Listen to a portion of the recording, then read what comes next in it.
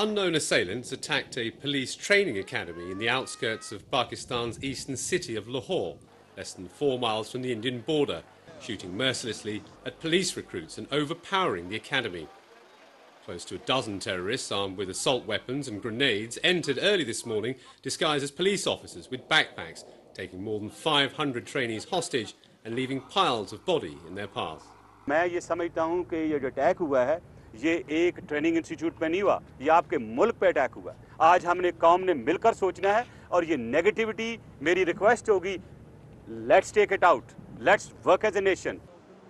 Army soldiers were called in to join the paramilitary forces and the police in laying siege to the compound after hours of gun battle, finally seizing control of the facility from the terrorists.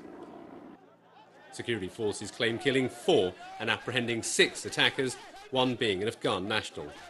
आपके साथ जो operation plan हुआ उसी वजह से we were successful in getting hold of one of the criminals actual accused on the spot. A spokesman for the army has said that 8 police recruits were killed while at least 70 were injured in the 8-hour standoff. Those numbers, however, still contradict reports by local news channels.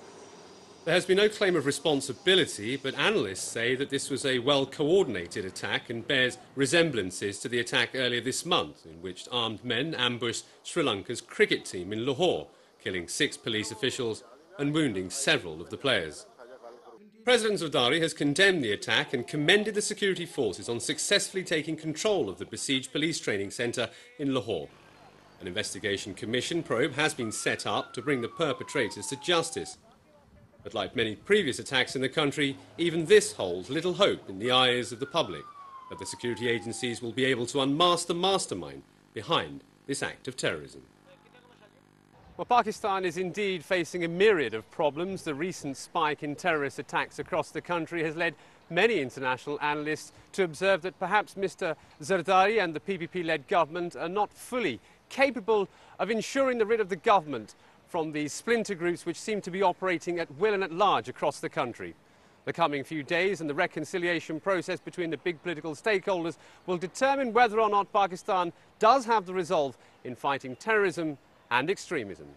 Adil Sabir, ETN News, Islamabad.